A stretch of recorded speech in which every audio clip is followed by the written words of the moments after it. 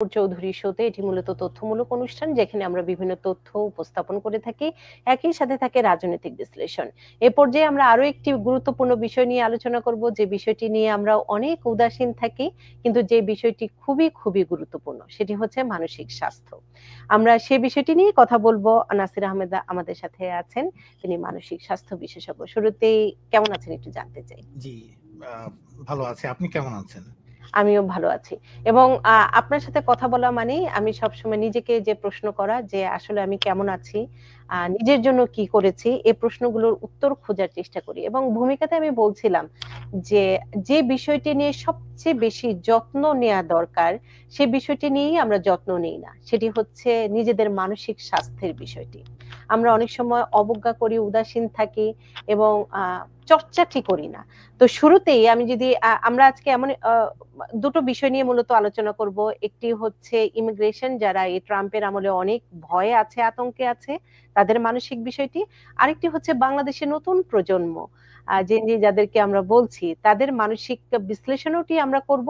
তবে শুরুতেই আমি নিজে একজন নূপুর চৌধুরী কিভাবে ভালো থাকতে পারি, সে কারণে আপনি যদি একটা ছোট্ট টিপস দিতেন যে সবার জন্য। ধন্যবাদ নূপুর। আপনার অনুষ্ঠানে আসা মানেই হচ্ছে আমাদের মনের জগৎ, মানসিক জগৎ, আবেগ, সেগুলো নিয়ে কিছু কথা বলার সুযোগ পাওয়া। আপনি সঠিক বলেছেন যে এই বিষয়টা আসলে আমাদের প্রায়োরিটি লিস্টে প্রথম দিকে থাকে না। আমরা সারাদিন আমাদের নানার কাজ, ব্যস্ততার মাঝখানে ছুটতে ছুটতে কখন বা কোন ফাঁকে আমাদের নিজের যত্ন নেওয়ার বিষয়টা চলে যায়, সেই বিষয়টা আমরা অনেক সময় সঠিকভাবে উপলব্ধি করতে পারি না। তো ভালো থাকার প্রথম শর্ত হচ্ছে নিজেকে জিজ্ঞেস করা যে আমি কেমন আছি। নিজের সাথে একটু পজিটিভ কথা বলা, নিজের সাথে একটু নিজেকে জিজ্ঞেস করা যে আমি আজকে সারাটা দিন যে কাজগুলো করলাম তার মাঝখান থেকে আমি কতটুকু স্যাটিসফ্যাকশন পেলাম, বা আমার লক্ষ্য কি ছিল, বা আমি যে কাজগুলো করতে চেয়েছিলাম সেগুলো মনোযোগ সহকারে করতে পারছি কিনা, আমি কি সারাদিনে আমার কাজের মধ্যে মাইন্ডফুলনেস খুঁজে পাচ্ছি কিনা, সেই বিষয়গুলো নিয়ে নিজেকে প্রশ্ন করা। এবং এই সেলফ কেয়ার বা নিজেকে প্রশ্ন করার বিষয়টাকে একটা অভ্যাসে পরিণত করা। প্রতিনিয়ত আমাদেরকে এই বিষয়টা জিজ্ঞেস করে যেতে হবে। ঠিক যে কারণে হয়তো আপনাকে আমি এর অনেক আগে একবার জিজ্ঞেস করেছিলাম যে এই সপ্তাহে আপনি আপনার পছন্দের জন্য, আপনার নিজের ভালোর জন্য কি করেছেন।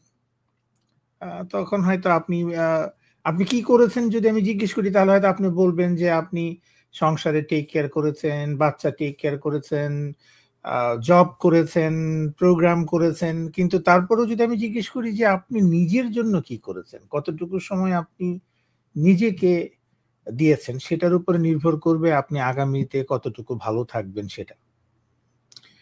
তো আমাদের নিজের দিকে ফোকাস করতেই হবে, নিজেকে জিজ্ঞেস করতে হবে যে আমরা কেমন আছি। তো এখন আপনি আমাকে বলেন আপনি কেমন আছেন? ভালো আছি। যেটি গড়পড় উত্তর হয় যে আচ্ছা। কিন্তু আপনি যদি আমাকে স্পেসিফিক জিজ্ঞেস করেন, শুধু আজকে নয়, গত সপ্তাহ জুড়ে নিজের জন্য কি করেছি, সে উত্তর কিন্তু খুঁজে পাবো না। দেখা যাবে হয়তো মেয়ের জন্য, হয়তো হাজবেন্ডের জন্য, হয়তো অফিসের কাজ নিয়ে প্রচন্ড ব্যস্ত, হয়তো প্রোগ্রামের জন্য। এই যে রাইট। নিজের জন্য কিছু করা, সেটির সংজ্ঞায়নও আমরা কিভাবে করব, যে একদম স্পেসিফিক নিজের জন্য এই কাজটি। খুবই ছোট্ট একটা উদাহরণ দেওয়া যায়। আমি যদি মনে করি সারাদিনের ব্যস্ততার মাঝখানে আমি ১০ মিনিটের জন্য একটা ব্রেক নিব।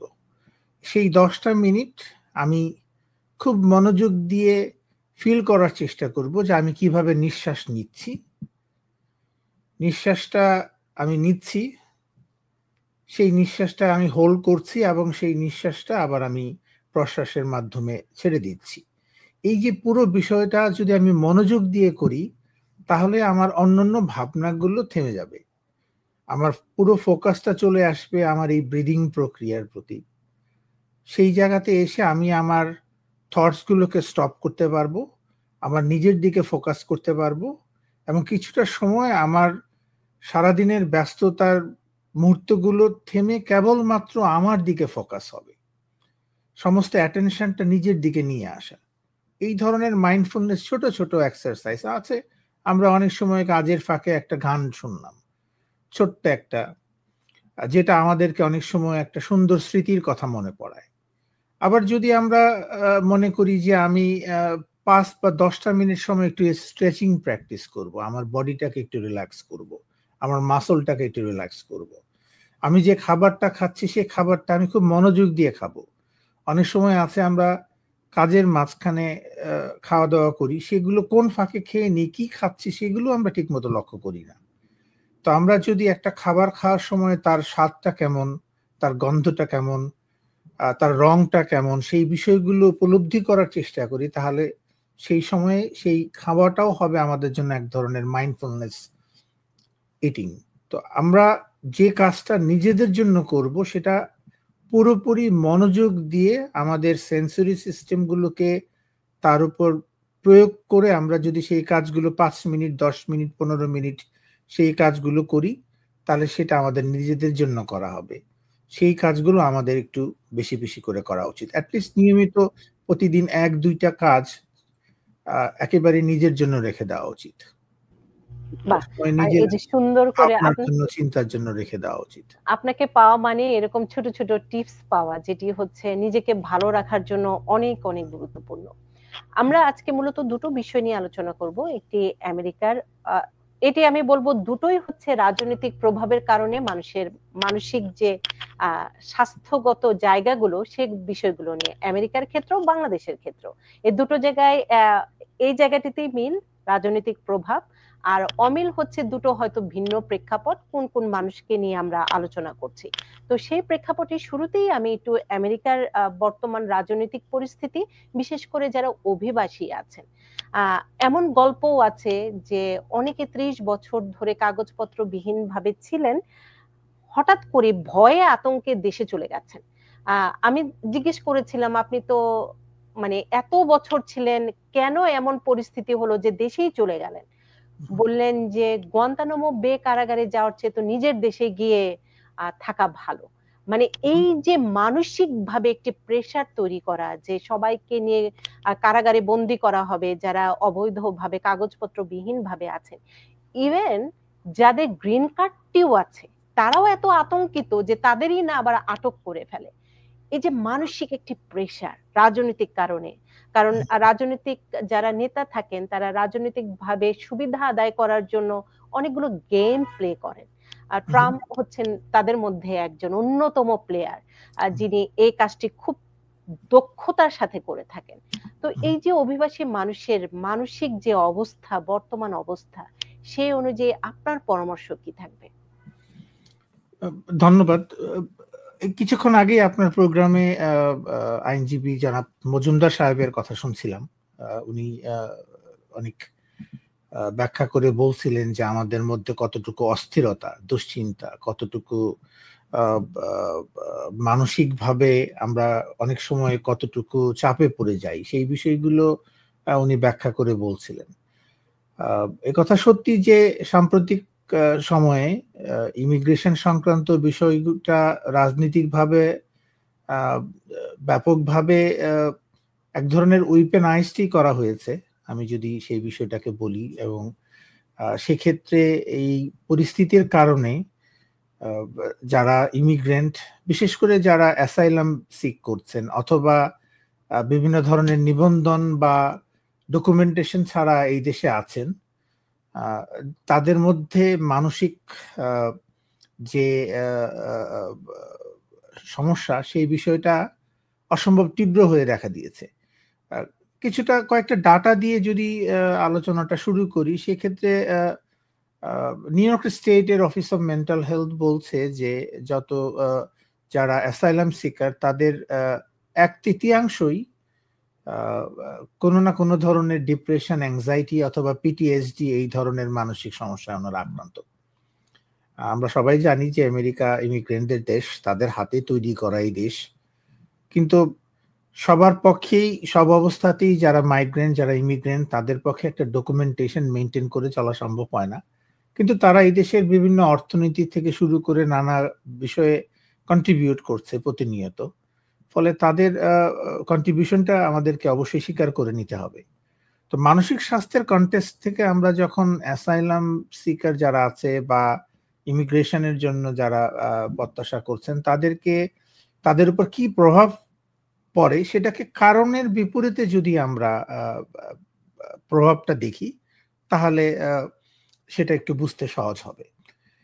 অ্যাসাইলাম সিকার যারা এসছে আমাদের এই দেশে তাদের অনেকেই তাদের অতীতে নানা রকমের যুদ্ধ, সহিংসতা, নির্যাতন, অভাবের বিরুদ্ধে সংগ্রাম, দুর্ভিক্ষ, নানা বিষয়ের মধ্যে দিয়ে তারা তাদের জীবনটাকে নিয়ে যেতে হয়েছে এবং এক পর্যায়ে তারা যখন আমেরিকাতে এসে আশ্রয় প্রার্থনা করছে বা অ্যাসাইলাম সিক করছে, তাদের মধ্যে সঙ্গত কারণেই ট্রমা বা পিটিএসডি যে সিমটমস গুলো আছে সেগুলো তারা অনেকটা সাথে করেই নিয়ে আসেন।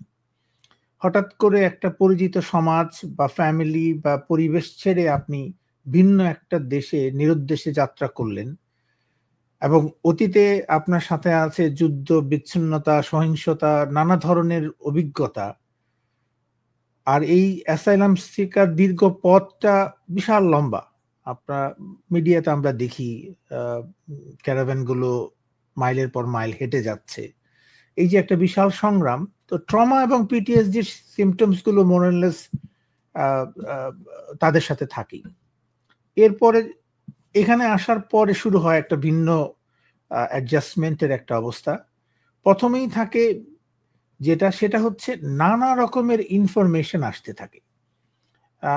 আমি আমার কাজের সুবাদে অনেক অ্যাসাইলাম প্রার্থী বা যারা ইমিগ্রেশনের জন্য অপেক্ষা করছেন তাদের সাথে কাজ করবার সুযোগ হয়েছে। তাদের মধ্যে যে বিষয়টা আমি লক্ষ্য করেছি যে এক ধরনের উদ্বেগ, হতাশা, কনফিউশন যেটা থাকে সেটা হচ্ছে নানা ইনফরমেশন নানা জায়গা থেকে আসছে। অনেকেই সঠিক ইনফরমেশনটা পাবার জন্য যে জায়গায় যাওয়া দরকার বা যার কাছে যাওয়া দরকার, যারা এই বিষয়গুলোতে অভিজ্ঞ, যারা আইন বিষয়গুলো জানেন, তাদের কাছে যাবার পরিবর্তে আমরা অনেক রকমের ভিন্ন ভিন্ন কথাবার্তা, গুজব এগুলো আমরা শুনি। ফলে তাদের মধ্যে প্রথম যেটা কাজ করে সেটা হচ্ছে উদ্বেগ, হতাশা, এই জিনিসটা আসতে থাকে। তারপর আরেকটা বিষয় আছে যে অ্যাসাইলাম সিকার যারা বা আমরা যারা অভিবাসী, আমাদের মধ্যে এক ধরনের সাংস্কৃতিক এবং ভাষাগত বাধা থাকি। সেই বিষয়টাকে অতিক্রম করে আমাদেরকে চলতে হয়। ফলে আমরা কিন্তু বৃহত্তর সমাজ থেকে বিচ্ছিন্ন। আমরা আমাদের কমিউনিটির কথা বলি, কিন্তু আমাদের কমিউনিটিতে যে আমরা খুব একটা বেশি ডাইভার্সিটি পাবো না। হয়তো দেখবো যে কেবল আমাদের লোকজনই। সেটা হয়তো নিউ ইয়র্ক সিটি বা বড় বড় সিটিগুলোতে সেই সুযোগটা আছে, কিন্তু এর বাইরে সেই সুযোগটা কিন্তু অনেক কম। ফলে সাংস্কৃতিক এবং ভাষাগত পার্থক্যের কারণেও এক ধরনের সামাজিক বিচ্ছিন্নতা হতে থাকে। এরপরে কিছু কিছু বিষয় থাকে, যেরকম ইমিগ্রেশনের একটা কমন বিষয় হচ্ছে একটা কেস দীর্ঘ সময় ধরে চলে। এই যে দীর্ঘসূত্রিতা, এর জন্য যে মানসিক চাপ, হতাশা, সেটা একেকজন একেকভাবে সেই বিষয়টা ফিল করে। আমি দেখেছি ক্লায়েন্টদের সাথে কাজ করার সময় এই যে দীর্ঘ সময় অনিশ্চয়তার মধ্যে তাদের থাকতে হচ্ছে, একসময় এই মানসিক চাপটা এতটাই বেশি তীব্র হয় যে তাদের পক্ষে আর ভাষা থাকে না। অনেকে সিম্পলি মাথা নেড়ে, যদি জিজ্ঞেস করা হয় যে আপনার ইমিগ্রেশন প্রসেস কেমন চলছে, তাদের পক্ষে একটা সহজ উত্তর শুধুমাত্র মাথা নেড়ে তারা জানাবে হচ্ছে না। তাদের হতাশাটা একসময় তারা ভাষায়ও প্রকাশ করতে পারে না। আরো যদি গভীরে যাই তাহলে দেখবেন যে ডিটেনশনের একটা ব্যাপার ইদানিং চলে আসছে। ওকে, যে ভয় কাজ করছে বিভিন্ন জায়গায়, যে আমরা শুনতে পাচ্ছি যে কেউ ডিটেনশনে থেকে ফেরত আসছে, আসার পরেও দীর্ঘ সময় ধরে অ্যাডজাস্ট করতে পারছে না। ডিটেনশন ফ্যাসিলিটির অভিজ্ঞতাগুলো বা যে ধরনের ট্রমা তার মধ্যে হয়েছে সেগুলো তাকে বিষণ্ণতা, তার সেলফ এস্টিম, তার যে মর্যাদা বোধ, সেগুলোকে আঘাত করছে। আরো গভীরে যদি যাই তাহলে কিছু কিছু পরিবার আমরা পাই যাদের কোনো না কোনো ফ্যামিলি মেম্বারকে হয়তো ডিপোর্ট করা হয়েছে।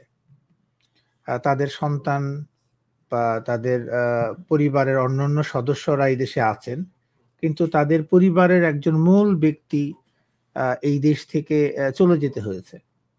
তো সেই ফ্যামিলিগুলো আবার ভিন্ন ধরনের সমস্যায় ভোগে। তাদেরকে জীবন যুদ্ধে ফাইট করতে হয়, তাদেরকে সামাজিক বিভিন্ন রকমের দৃষ্টিভঙ্গি এড়িয়ে চলতে হয়, প্রতিনিয়ত দুশ্চিন্তা তাদের গ্রাস করে। তাদের আবার অনেকেই আশা করেন যে তাদের যে প্রিয়জন চলে গেছেন তারা হয়তো আবার ফেরত আসবেন কোনো না কোনো সময়, তার জন্য চলতে থাকে অপেক্ষার একটা পালা।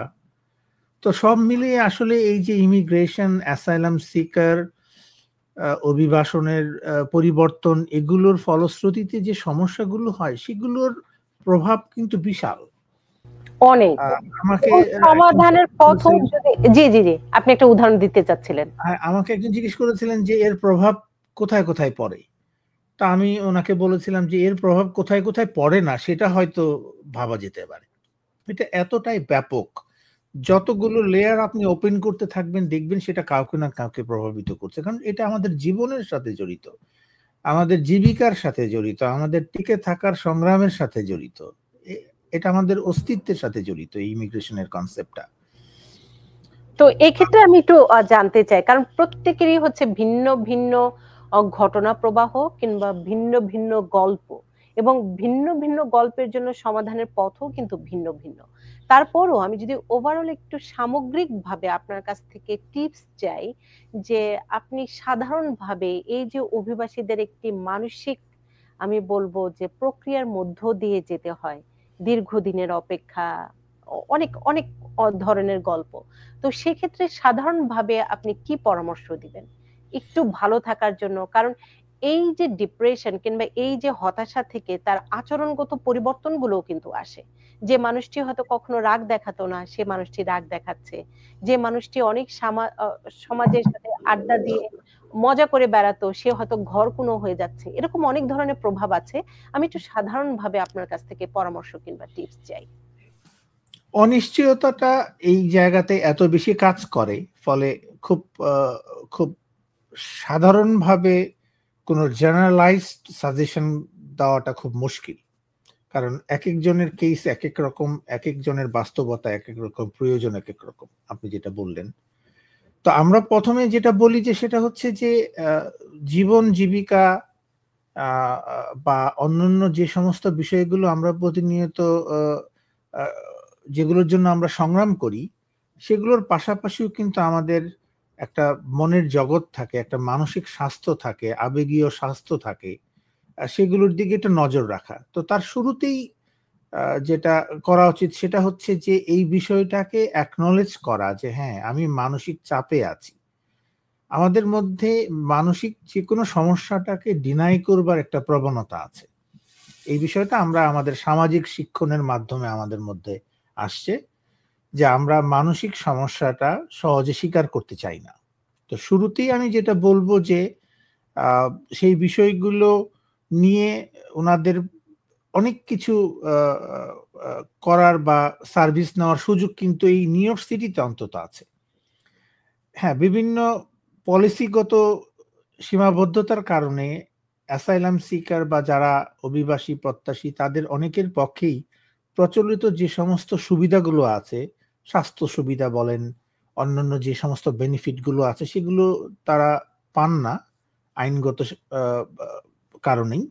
কিন্তু তারপরেও বিভিন্ন নন ফর প্রফিট অর্গানাইজেশন, বিভিন্ন স্বেচ্ছাসেবী অর্গানাইজেশন গুলো কিন্তু ব্যাপকভাবে কাজ করছে এই সিটিতে,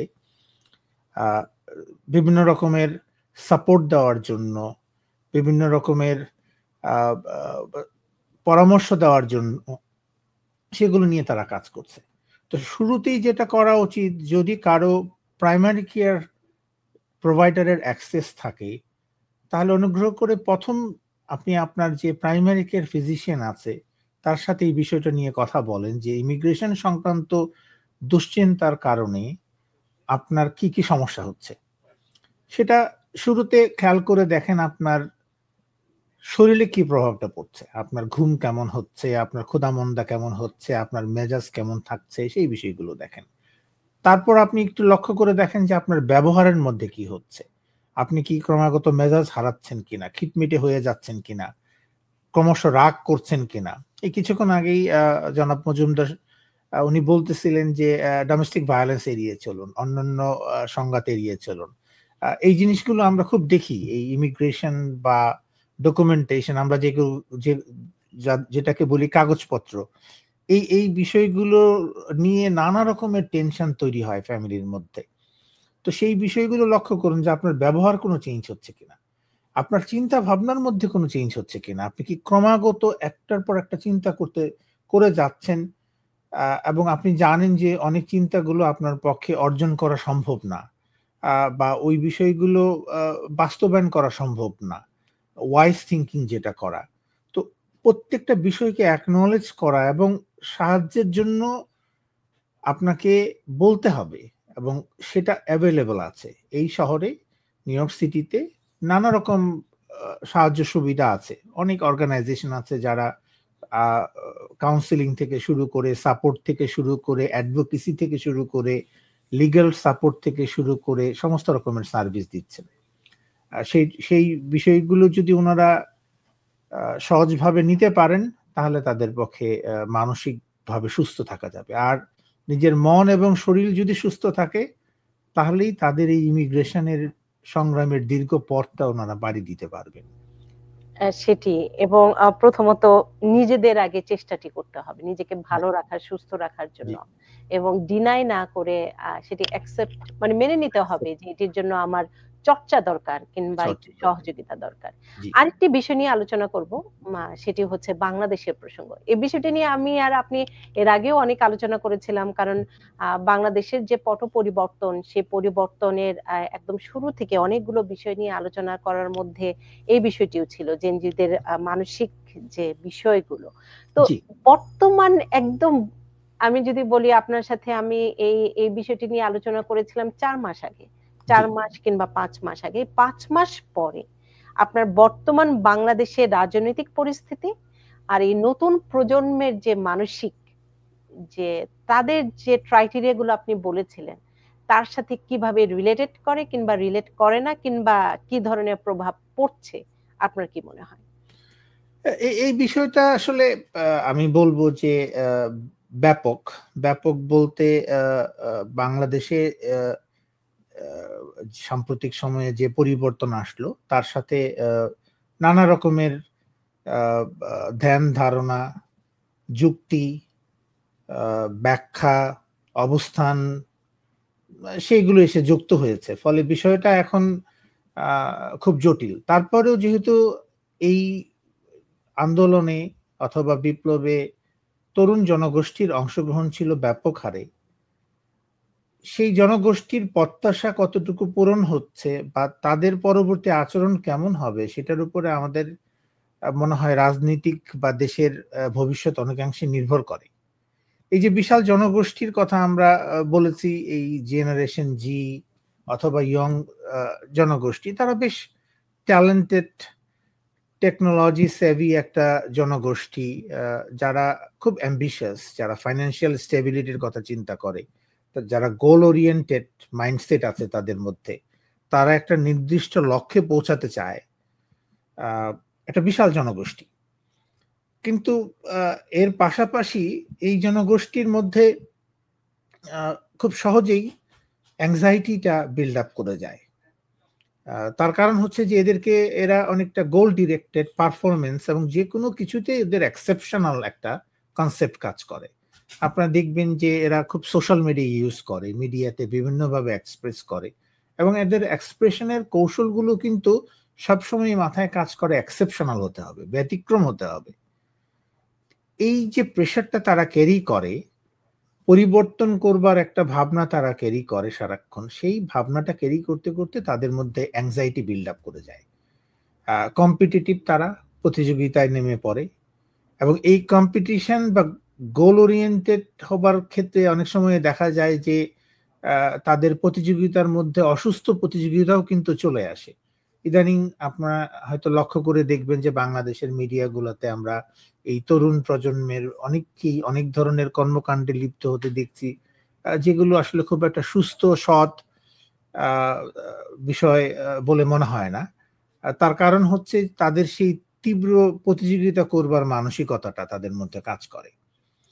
যেহেতু তারা খুব গোল ওরিয়েন্টেড, অ্যাম্বিশাস এবং ফাইন্যান্সিয়াল স্টেবিলিটি চায়, ফলে নিজের দিকটা ফোকাস করতে যে প্লুরালিস্টিক যে ভিউটা থাকে বা সামগ্রিক যে লক্ষ্যগুলো থাকে সেটা আর তাদের পক্ষে মেইন ফোকাস হয় না। তখন তারা নিজেদের ভবিষ্যতের দিকেই বেশি নজর দেয়। আমরা সেই বিষয়টা ইদানিং লক্ষ্য করছি পত্রপত্রিকায়, মিডিয়াতে। বিভিন্ন ইয়াং যাদেরকে আমরা একসময় পরিবর্তনের কাণ্ডারি ভেবেছিলাম, তাদের মধ্যে নানা বিষয় লক্ষ্য করা যাচ্ছে, দুর্নীতি থেকে শুরু করে অন্যান্য বিষয়গুলো। ফলে এই যে ইয়াং জেনারেশনটাকে আপনি যদি একটা সঠিক গাইডেন্সের মধ্যে না নিয়ে আসেন, তাহলে কিন্তু তাদের পক্ষে পরিপূর্ণভাবে তাদের প্রতিভাটা ফ্লাউরিশ করা অথবা একটা দেশের ভবিষ্যতের জন্য সহায়ক শক্তি না হয়ে যদি সেটা খানিকটা নেগেটিভ ফোর্স হিসাবে বিল্ড আপ করে, তাহলে কিন্তু আমরা অবাক হব না। যেরকম জেনজির আরেকটা বৈশিষ্ট্য হচ্ছে যে ওরা বাউন্ডারি সেট করে দেয়। যে কোনো সময় আপনি যদি কোনো বিষয় নিয়ে কথা বলেন এবং সেগুলো যদি তাদের পক্ষে না যায়, তাহলে তারা একজন আরেকজনের সাথে বাউন্ডারি সেট করতে থাকে। ফলে দেখা যায় যে তাদের মধ্যে ক্ষুদ্র ক্ষুদ্র অনেক গোষ্ঠী তৈরি হতে থাকে বিভিন্ন ইস্যু নিয়ে। একটা ইস্যুতে তাদের সবাইকে একত্রিত করা খুব মুশকিল। আপনি যদি বিভিন্ন রকমের স্টাডি দেখেন, যেরকম সারা বিশ্বে এই তরুণ প্রজন্মদেরকে নিয়ে বা সেই শক্তিটাকে নিয়ে ব্যাপকভাবে উৎসাহিত করবার কাজ করে থাকে, আপনি জেনেছেন যে জর্জ সেরোজের যে সংগঠন ওপেন সোসাইটি, তারা স্টাডি করেছে 2023 সনে ওপেন সোসাইটি ব্যারোমিটার। সেখানে তারা বলেছে যে ডেমোক্রেসির উপরে অধিকাংশ জনগণের আশা আছে, কিন্তু তরুণ প্রজন্ম, বিশেষ করে 18 থেকে 35 বছর বয়সের মধ্যে যারা আছেন, তাদের ক্ষেত্রে দেখা যাচ্ছে যে ডেমোক্রেসি থেকে যারা একটু অথরিটেরিয়ান বা ক্ষমতা নিয়ে প্রচলিত আইন কানুনগুলোকে এড়িয়ে যারা ক্ষমতা নিয়ে শক্ত হাতে দেশ শাসন করে, তাদের প্রতি তাদের সমর্থন বেশি। অনেক ক্ষেত্রে সামরিক শাসন বা সেই বিষয়গুলোর দিকেও তাদের সমর্থন বেশি। সেটা আপনার ওপেন সোসাইটি ফাউন্ডেশনের ব্যারোমিটারের 2023 সনের রিপোর্টে এসছে। তো সব মিলিয়ে এই যে জেনারেশন আছে, সেই জেনারেশনকে নিয়ে ভাবার অনেক সুযোগ আছে। এই জেনারেশন শুধুমাত্র কোনো বিষয় অর্জন করে না, তারা সেই বিষয়টার উপরে আবার অধিকারও চায়। আপনাকে শুধুমাত্র তাদেরকে একটা সুবিধা দিলে হবে না, তারা সেই সুবিধা কিভাবে তারা পাচ্ছে, কোত্থেকে সেই সুবিধা আসছে, সেই বিষয়গুলোর দিকেও যাবার চেষ্টা করবে। ফলে সাইকোলজিক্যালি, ইমোশনালি এই গোষ্ঠীটার মধ্যে প্রচন্ড রকম প্রতিভা সম্ভাবনা থাকে, কিন্তু সঠিক গাইডেন্স না পেলে তাদের মধ্যে একেবারেই যেটাকে আমরা বলতে পারি যে অনেকটা স্বার্থপরতার মতো বৈশিষ্ট্য বিল্ড আপ করে যেতে পারে, যে ক্ষেত্রে তারা সমষ্টিক কোনো চিন্তা করবে না, কেবলমাত্র নিজের ভবিষ্যতের কথা চিন্তা করে নিজের ফাইন্যান্সিয়াল স্ট্যাবিলিটি সেগুলোর পেছনে ছুটতে থাকবে। এক্ষেত্রে আমি একটু যদি জেনে নিতে চাই নাসির আহমেদ, সেটি হচ্ছে নতুন প্রজন্মের উপরই ভর করে বাংলাদেশের এত বড় পরিবর্তন, বাংলাদেশের ভবিষ্যৎ নিয়ে আমি প্রত্যেক রাজনৈতিক বিশ্লেষণকে প্রশ্নটি করি যে আগামীর বাংলাদেশ কিংবা ভবিষ্যৎ বাংলাদেশ আপনি একজন মানসিক স্বাস্থ্য বিশেষজ্ঞ হিসেবে কিভাবে দেখছেন, কিভাবে আঁকবেন? আমি জানি এটি কঠিন, কিন্তু তারপরও আমি একটু রূপরেখা আপনার কাছ থেকে একটু জেনে নিতে চাই।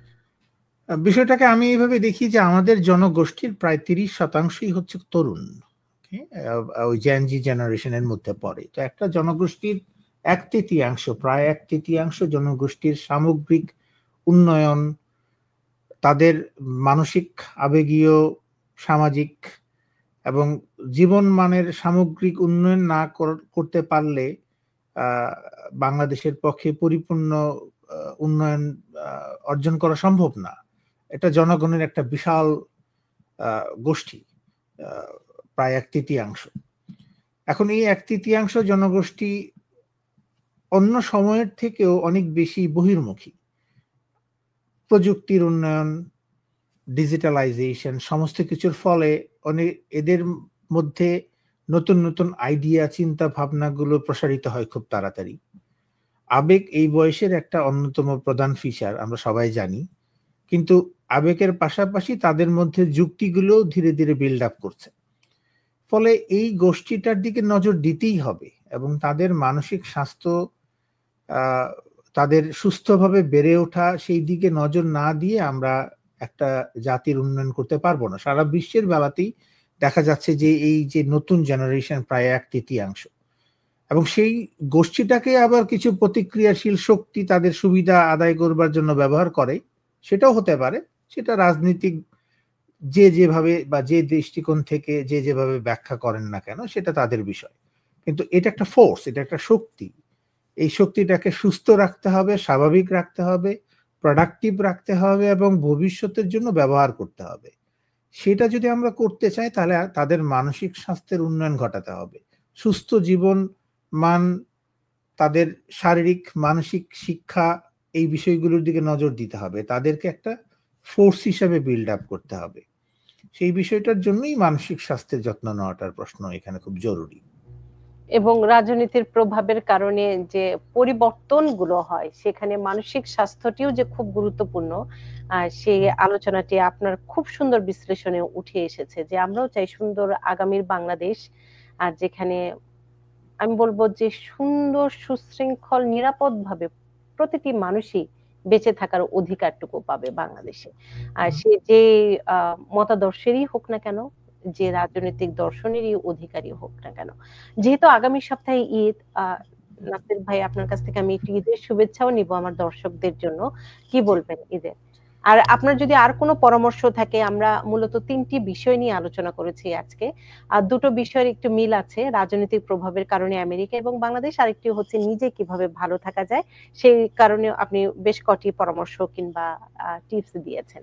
এই বিষয়গুলো নিয়ে যদি আপনার কিছু বলার থাকে বলতে পারেন, আর আমি একটু ঈদের শুভেচ্ছাও চাচ্ছি আপনার কাছ থেকে। আপনাকে ঈদের শুভেচ্ছা, প্লাস আপনার যারা দর্শক আছেন তাদের সবাইকে ঈদের শুভেচ্ছা। আমাদের এই প্রোগ্রামটাতে নূপুর চৌধুরী ইতিমধ্যেই বলেছে যে আমাদের দৈনন্দিন জীবনের জন্য যে বিষয়গুলো প্রয়োজন, যে বিষয়গুলো আমাদের জীবন মানের উন্নয়ন ঘটায়, আমাদের প্রতিদিনের জন্য সহায়ক হয়, সেই তথ্যগুলো, সেই বিষয়গুলো উনি এখানে বিভিন্ন প্রোগ্রামের মাধ্যমে উপস্থাপন করেন। এগুলো অত্যন্ত প্রয়োজনীয় পরামর্শ। সেইগুলোকে আমরা যথার্থভাবে ব্যবহার করি এবং সেগুলোকে ব্যবহার করা এবং একই সাথে সংযুক্ত থাকা, এই যে পরামর্শগুলো আমাদের প্রতিদিনের নানা সমস্যা, ভবিষ্যতের উন্নয়ন, শারীরিক মানসিক সমৃদ্ধি আনবার জন্য যে যে পরামর্শ, যে আলোচনাগুলো, সেগুলো আমরা সবাই মিলে চর্চা করি, আমরা একজন আরেকজনের সাথে সংযুক্ত থাকি, সাপোর্ট দিই। এভাবেই আমাদের একটা নেটওয়ার্ক বিল্ড আপ হয়, কমিউনিটি বিল্ড আপ হয়, একটা ফোর্স বিল্ড আপ হয়। সেই বিষয়গুলো যদি আমরা সুষ্ঠুভাবে করতে পারি তাহলে আমাদের আগামী দিনগুলো সুন্দর হবে। এবং সেই সুন্দর দিনেরই একটা হচ্ছে ঈদের দিন। ঈদের শুভেচ্ছা সবাইকে। এবং আপনার জন্য অনেক অনেক ঈদের শুভেচ্ছা রইল আমার পুরো দর্শকদের পক্ষ থেকে। ভালো থাকবেন, সুস্থ থাকবেন, এবং আপনার মাধ্যমে যেন আমরা এই যে ছোট ছোট টিপস গুলো দিলেন, মানসিক যে স্বাস্থ্যের যত্নটুকু সেটি যেন নিতে পারি। আবারও ঈদের অনেক অনেক শুভেচ্ছা রইল নাসির ভাই। আপনার সাথে আবারও কথা হবে আরো বিষয় নিয়ে, এবং মানসিক স্বাস্থ্যের এই যে আপনাকে দেখলে আমার মনে হয় যে নিজের প্রতি একটু যত্ন নিতে হবে মানসিক স্বাস্থ্য। সেই কারণেই আপনার প্রতি অনেক